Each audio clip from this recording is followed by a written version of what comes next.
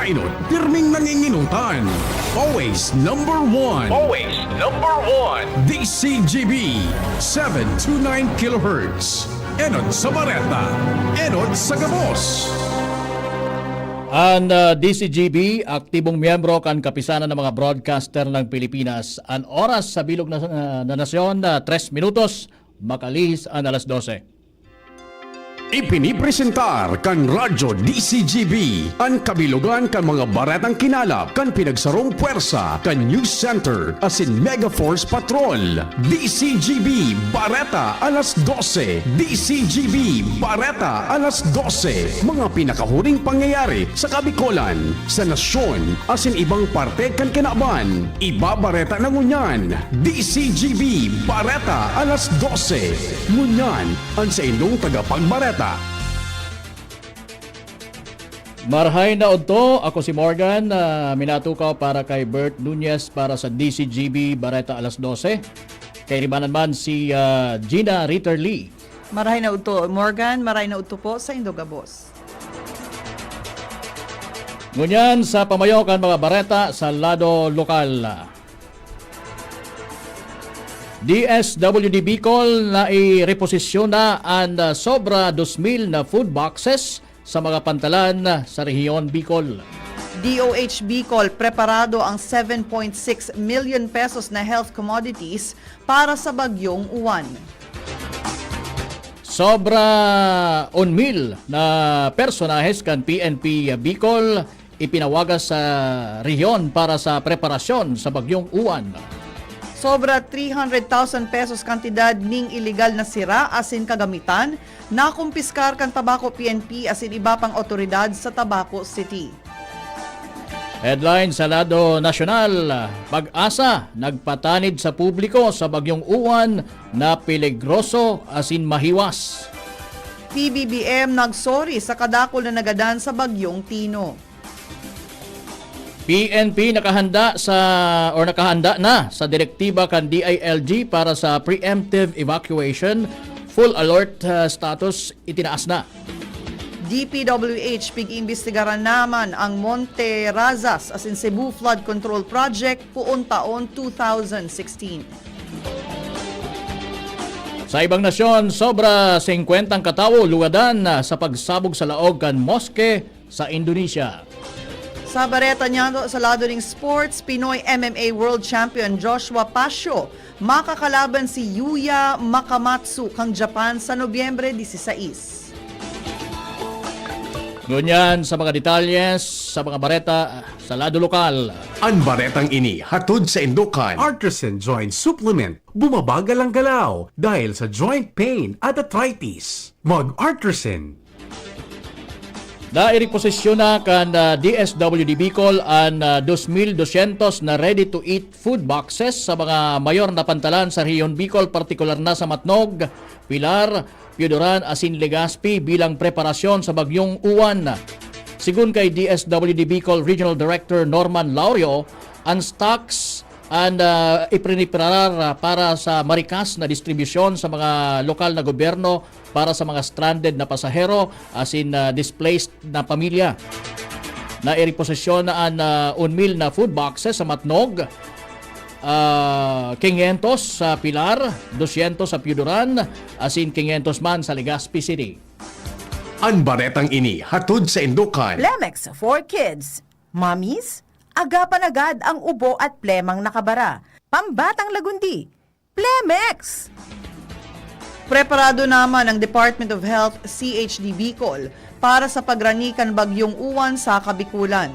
Segun sa datos sa kantidad na 7.6 million pesos nin mga health commodities ang naihanda kan departamento bilang kasimbagan sa piglalauman na epekto kan bagyong Uwan. Sinabi ni Bernard Mongo, Nurse 5 kan DOH5 Bicol Public Health Preparedness Response Unit, na preparado na ang mga bulong, medical equipments, surgical masks, family hygiene kit, water container asin mga breastfeeding kits. Apwera ka inihanda naman ang 4,000 liter capacity ning water tank asin napaidara naman maabot sa 50,000 pesos na kantidad nin mga bulong sa anom na provincial DOH offices asin Naga City Health Office. Parte kang pigahandaan ngunyan kan DOH Bicol ang mga posibleng kaso ng leptospirosis, diarrhea asin iba pang mga waterborne disease na pirming naglalakop durante ining pagbaha, asin pag-uran asin iba pang epekto kan maraot na panahon. Padagos ang koordinasyon kan DOH Bicol sa mga local government units as in mga Disaster Risk Reduction and Management Office para sa mas marikas na distribusyon ng mga health commodities as in marikas na pagpapadara ng asistensya en kaso kakaipuhanon. Totalmenteng 1,071 personahes kan PNP Bicol ang ipinagmobilisar para sa preparasyon sa bagyong uwan. Sigun kay PNP Bicol Regional Director Nestor Babagay Jr., initaas na sa heightened alert status ang gabos na police units sa rehiyon asin nag-inisyar nin komprehensibong paghahanda para sa posibleng pagrapado kan nasabing bagyo. Sigun pa kay Babagay, ang mga nasabing unit nasa irarom kan reactionary standby support force na mataonin na tulos na asistensya sa pagpapautob kan mga layes as in disaster response operations. Dagdag pa kaini na 630 na personahes na ipinagdesignar bilang miyembro kan search, rescue and retrieval teams na handa na ma-deploy sa mga lugar na maapektaran kan bagyo. 300,000 pesos kantidad ng iligal na mga sira asin kagamitan ang nakumpiskar kan Tabaco City PNP kaibahan ang iba pang otoridad sa kadagatan kan Barangay San Roque, Tabaco City bandang alas 4:30 nin maagahon kasuhapon. Basado sa investigasyon, nakumpiskar kan pulisya ang sarong motorized bangka na FBCA Carl Gabriel as in twin engine sarong Yamato 16 HP engine as in Honda 16 HP engine. Sa pag-inspeksyon kan mga otoridad, nahiling ang mga bangka nagbabiyahe ning 25 styrofoam boxes na may laman na 102 pieces ning red grouper o mas midbid na lapu-lapu na warang auxiliary invoice, mayor's permit o iba pang mga dokumentos. Ang nasabing aktibidad sarong bayolasyon kang Section 15 of Tabaco City Ordinance Number 043-2021 o ang City Fisheries and Aquatic Resources Management Ordinance of 2021. Katakod kaini na arestrar ka mga otoridad ang mga suspect na alias Jerry asin June, parehong residente kang San Andres, Catanduanes. Sa ngunyan pinag-iimbitaran ang duwa para sa questioning asin nasa kustudya na kang Albay MARPSTA. Ang kaso ire-refer sa Tabaco City Agriculture Office para sa mas hararom na investigasyon asin magkakanigong disposisyon. Ginibo kan Coast Guard Station o CGS Tabaco ang Coastal Security Patrol asin nagpanaon in mga informational leaflets sa mga parasira asin residentes na sa man iba-ibang coastal barangays kan Tabaco City, Kasubanggi. Sigun sa ahensya, ang lakdang para sa preparasyon sa bagyong uwan asin may kamawota na mapakusog ang maritime safety awareness, mas mapakusog ang coastal vigilance asin mas mapatibay ang kooperasyon kan mga local fishing communities sa syudad. Nag-alay ning pangadji ang mga residentes kang Piudoran Albay sa baybayon kaini para sa paghagad ning kaligtasan sa bagyong uwan. Ang mga residentes daraan mga kandila nagmarcha pasiring sa baybayon kan lugar asin tiripon na nag-alay ning pangadji para sa proteksyon laban sa bagyo asin kaligtasan kan komunidad.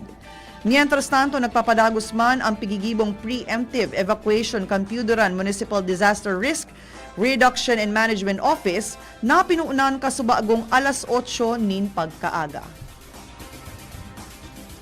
Nangapodan si Mayor Nomar Bong Banda kan Santo Domingo Albay sa publiko na magkooperar sa ipinapautob na preparasyon kan lokal na gobyerno sa papaabuton na bagyong uwan sa komunidad. Tinawanin doon kan alkalde na daina dapat paghalaton pa na magkusog ang paros asin uran bago mag-evacuar. Sa iyang sinabi na handa na ang mga designadong evacuation centers na paramentas na dadagusan kan mga evacuees.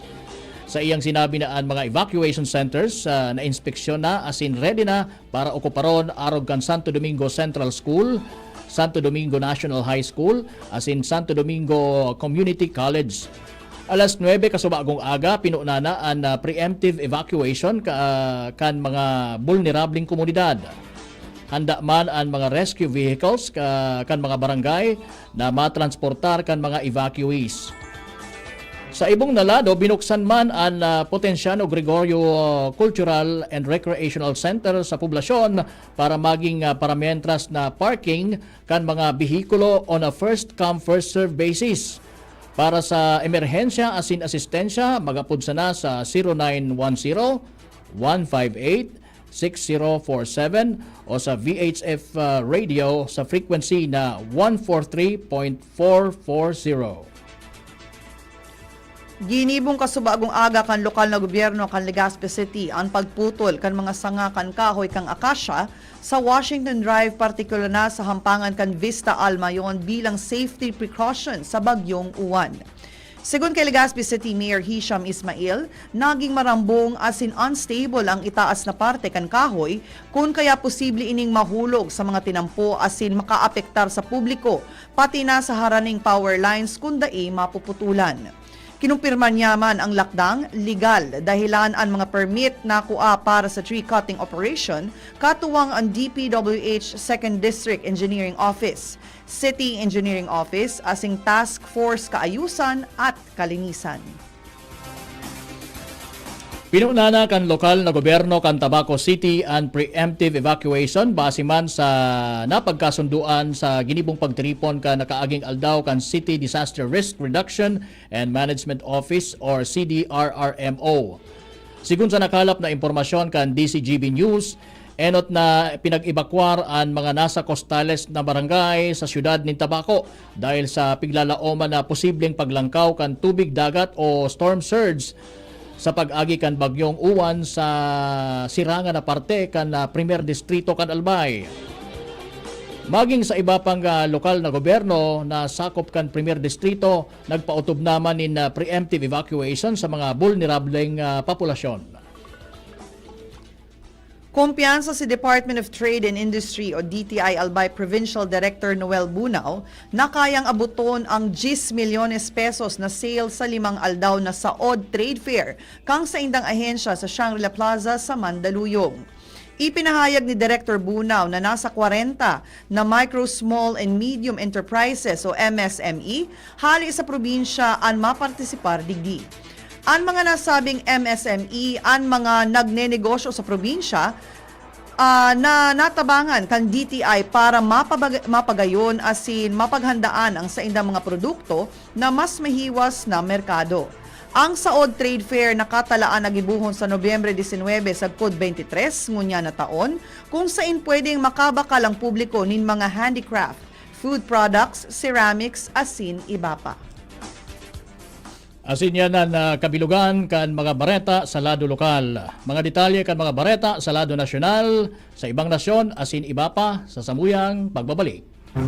Getting married this year? Planning for a birthday party? Organizing an event for your company? Bicol Food Delights Catering Services is your one-stop solution for your upcoming events. From venue, coordination, and events host, we got it covered for you. At Bicol Food Delights, we also cater events of all sizes, specializing in wedding, corporate events, and parties. We've got the best menu for your events, like crispy Bicol Express, braised pork ribs in white sauce, cheesy baked lasagna, chili beef tinutungan, BFD fried chicken, and more. We also offer service contract and tables and chair rentals at affordable prices. Bicol Food Delights Catering Services is located at the second floor of BFD Building, Purok 2, Barriada, Barangay 38, Gugun, Legazpi City, in front of Kalayaan Park. For more inquiries, you can call us at 0919-094-2572 or 0927-353-4407, or you can visit us at our official Facebook page at Bicol Food Delights Catering Services. Bicol Food Delights Catering Services. Great food, delightful service.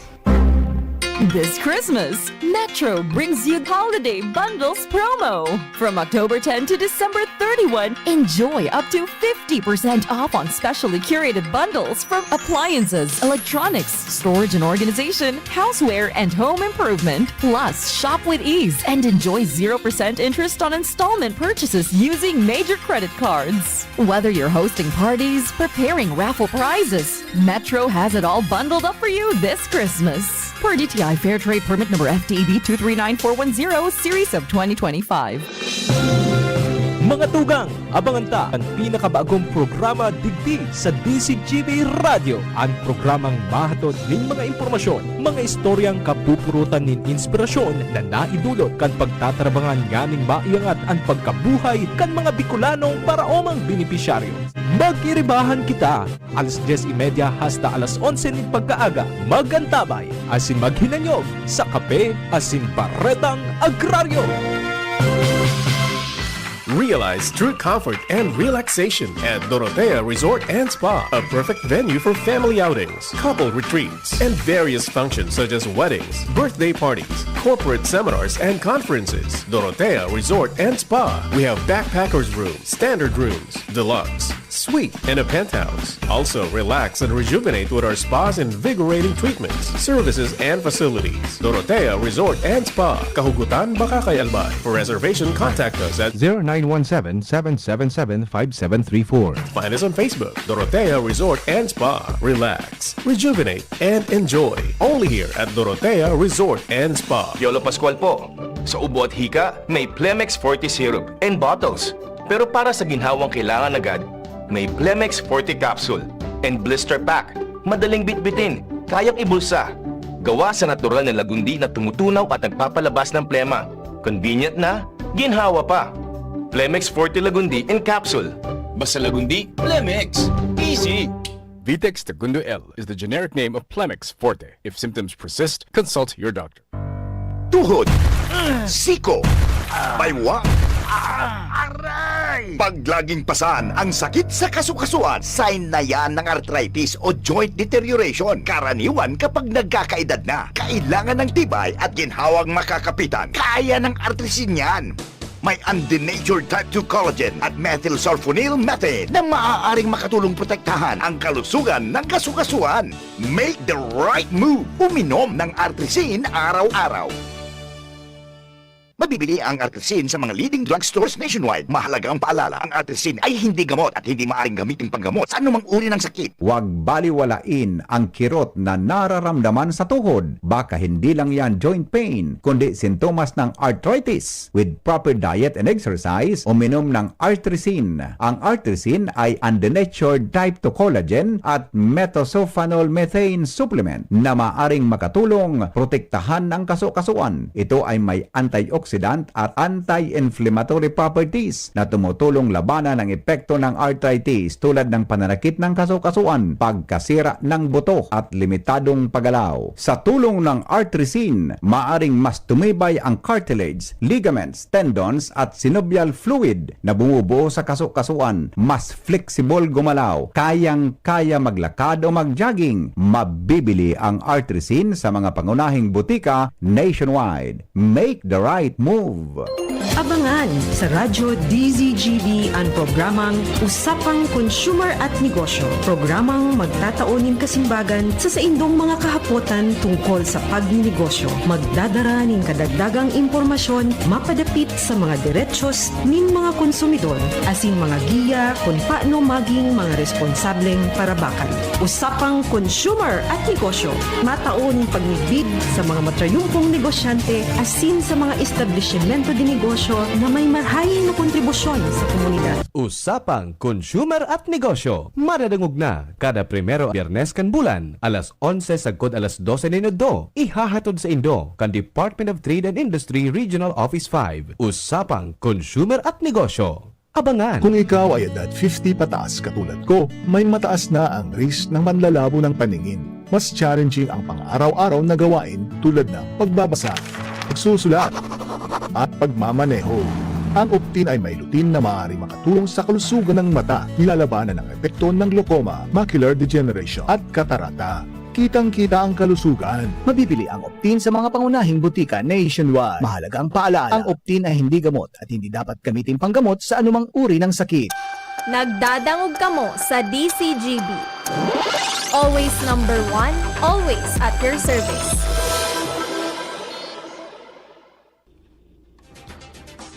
Minabalik ang DCGB Bareta alas 12. Ngunyan sa detalyas kan mga bareta sa lado nasyonal. Nagpatanid ang Philippine Atmospheric, Geophysical and Astronomical Services Administration o PAG-ASA na mapiligro asin mahiwas ang sirkulasyon kan bagyong Uwan nagarong poon Batanes sagkod Sambuanga. Sa pahayag ni PAG-ASA Administrator Nathaniel Servando sa press briefing na pilugrosong weather system ini dahil sa iyang mahiwas na sirkulasyon. Ini may radius na more than 700 kilometers as in strong intensity. Dagdag pa niya posibleng magdara ininin na makusugo na paros. Grabing uran as in pilugrosong storm surges na pwedeng magresulta kan mahiwasan na pagbaha as in landslide. Sinabi kan PAG-ASA na dahil sa kadakulaan kan bagyo, Sabado nin banggi pa sana mamamatean na ang makusog na paros as in maraot na panahon sa Bicol, Eastern Visayas, Caraga, Central Visayas, Mimaropa as in Calabarzon. Posibleng maglandfall ang bagyong Uwan sa Southern Isabela o Northern Aurora sa Domingong Banggi o sa Lunes nin aga. Nagsorry si President Ferdinand Marcos Jr. sa mga pamilya ka mga nagadan asin nalugadan sa pagrapado kan bagyong Tino na nagdaraning makusog na pagbaha sa Visayas. Aminado ang presidente na nasala ang preparasyon ka mga lokal na opisyal dahil storm surge ang piglalauman pero flash flood ang nagrapado. Siniguro man kang presidente na mantinido ang gobyerno sa mga apektadong lugar sagkod makarecover ang mga residente.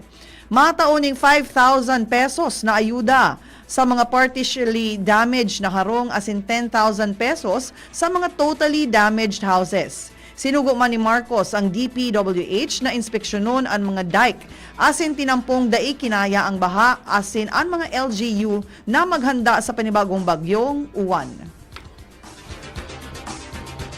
Big aadala naman kan Department of Environment and Natural Resources o DENR na magkondukta nin investigasyon sa Darais at Monterasas kasunod kan pagbaha sa Cebu sa kakusugan kan pagrapado kan bagyong Tino. Ibinasol sa Mountainside Residential Project ang mahiwasan na pagbaha sa probinsya. Kaibahan sa mga grabing binaha sa pagtama kan bagyong Tino ang mga syudad kan Danao, Cebu, Mandawi asin Talisay asin Banwaan kan Liluan, Compostela asin Consolacion. Nagtutubod si DPWH Secretary Vince Dizon na kapag ang sarong proyekto nakakaraot sa kapalibutan, lalong-lalo na sa mga watershed na nagpuprotehir sa mga waterways, iyo ang dapat nakakuango na nin permiso sa DENR as in Environmental Management Bureau o EMB bago itinindog.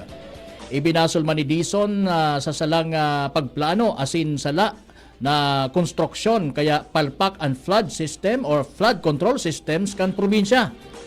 Enot ka ini pinunan akan DPWH ang investigasyon sa flood control project sa Cebu buong 2016 sagkod 2025. Kasunod naman ini kan pagbaha sa nagkapirang lugar sa kakusugan kan bagyong Tino na ikinagadan kan maabot na 200 katawo. Nakahanda na ang Philippine National Police o PNP sa itinong direktiba kan Department of Interior and Local Government o DILG sa pagkondukta ng mandatory as in preemptive evacuation sa mga lugar na posibleng maapektaran darakan pag-abot na bagyong Uwan.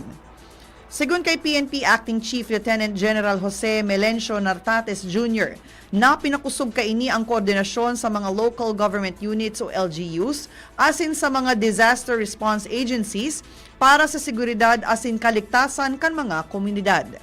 Dahil sa hiwas sa imposibleng danyos nin bagyo, sinugo ni Nartates na ibugtak na ang full alert level sa mga unit kaini, lalo na sa northern as in central zone na pigalauman na maapektaran kang nasabing paabot na bagyo.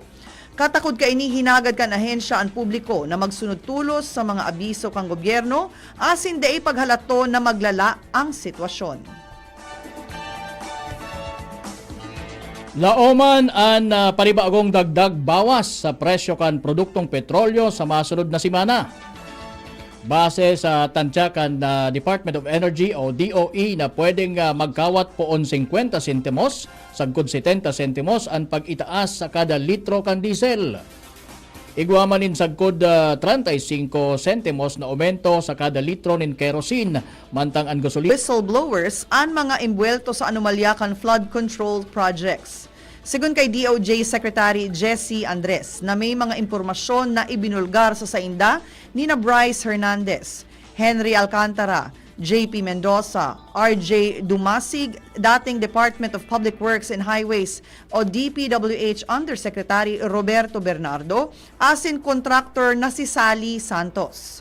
Dagdag pa ni Andres na sa primero, padiit-diit ang impormasyon na sa indang nakukuha, alagad matapos ang ikatulong interview sa mga ini may mga ibinulgar sindang mga impormasyon.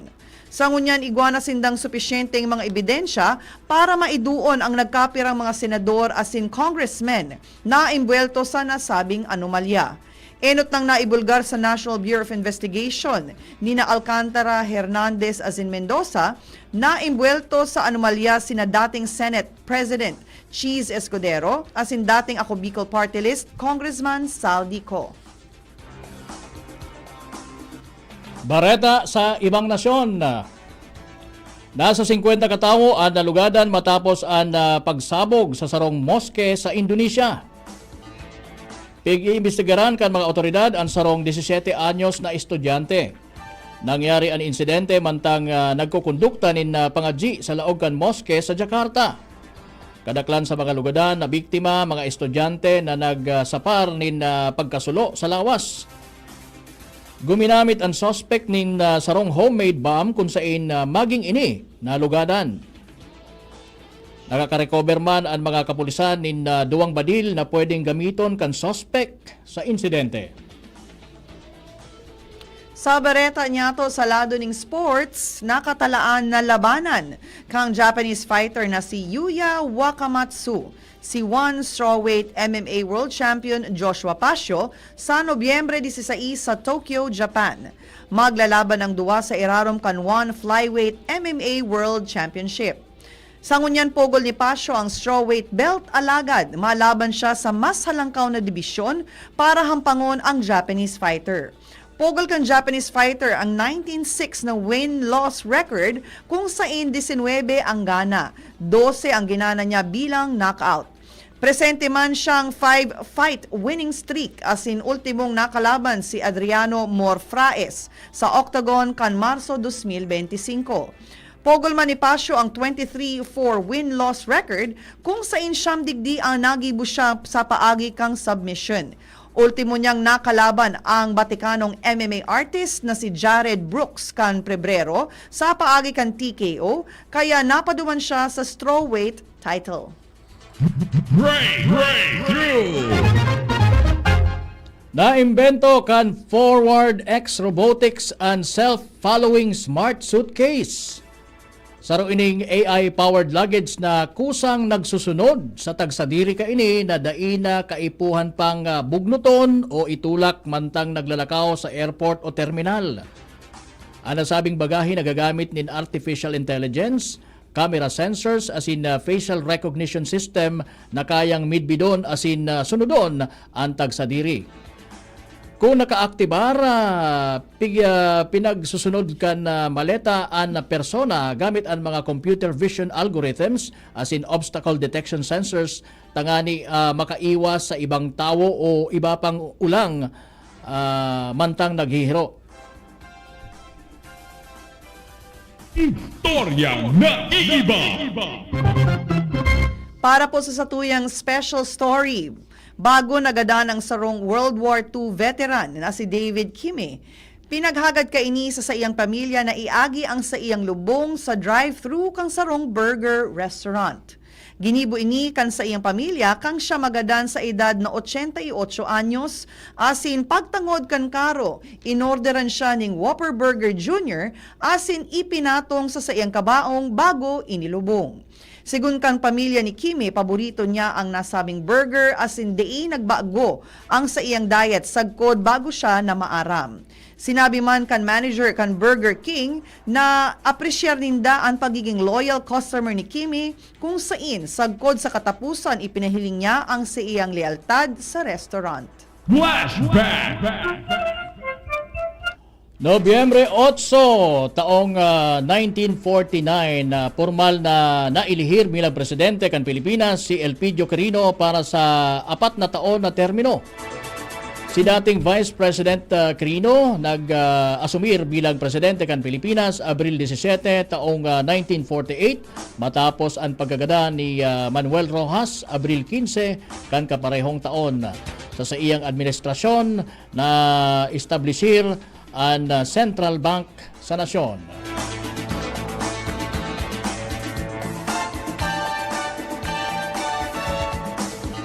Asin yan po ang katripunan kan mga baretang nakalap sa nakalihis na 6 na oras kan DCGB News Team.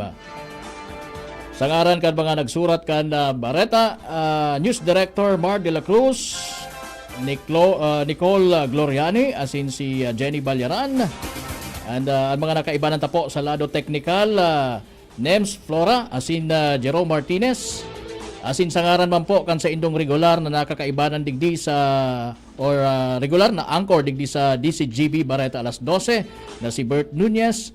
Ako tabi si Morgan. Ako man tabi si Gina Ritterly. Happy lunchtime everyone! Sa indong nadangog ang mga darakulang bareta ngunyan na aldaw, ang tabayan ng giraray